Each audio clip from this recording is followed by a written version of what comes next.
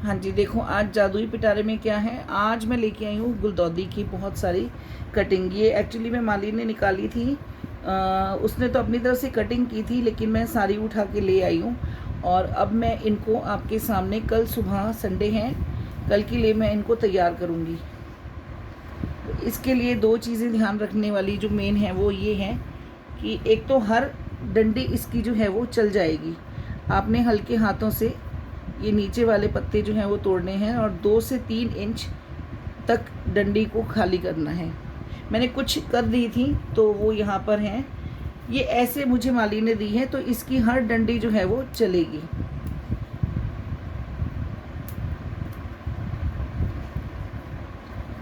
जिस डंडी को तोड़ने में प्रॉब्लम हो, मैं सलाह दूंगी कि उसको काट लेना, क्योंकि टूटने पे जब ये ऐसे स्किन निकलती है तो फिर उसके चांसेस नॉड निकल जाने की वजह से बहुत कम होते हैं।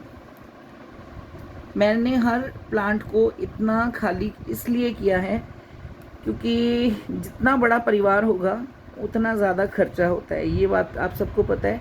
तो ऐसे ही जब हम किसी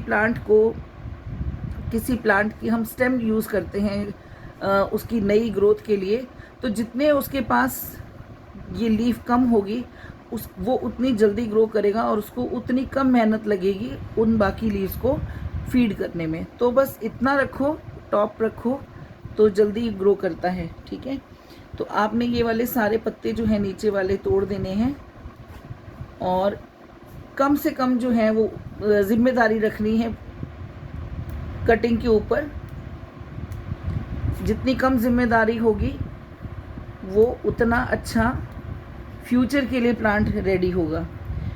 अब कल मैंने अपने ये सारे गमले जितने भी ऊपर छत पे मैंने आपको दिखाए थे, वो सारे गमलों पे मैंने ये सुबह लगा देना है।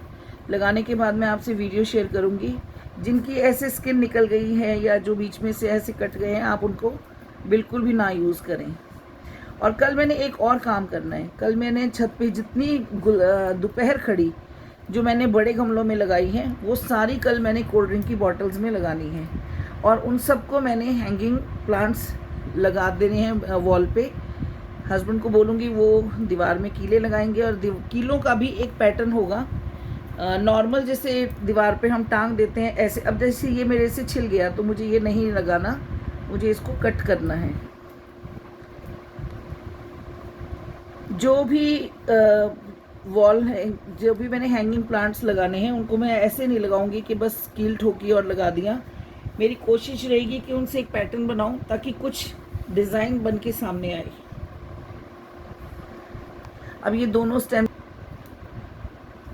तो मैं अब आपको ये कटिंग्स ज़्यादा नहीं दिखाऊंगी क्योंकि मुझे पता है कि ये बोरिंग है। मैंने आपको सिखा तो क्या दिया, मतलब मैंने जस्ट आपको बता दिया कि पत्ते जो हैं वो आपने ज़्यादा नहीं छोड़ने हैं, क्योंकि जितने ज़्यादा पत्ते होंगे उतना ज़्यादा इस स्टेम को फीड खींचना पड़ेगा नीचे से, और ऊपर उनको फीड देने के चक्कर में कई बार जो ग्रोथ है वो नहीं हो पाती है।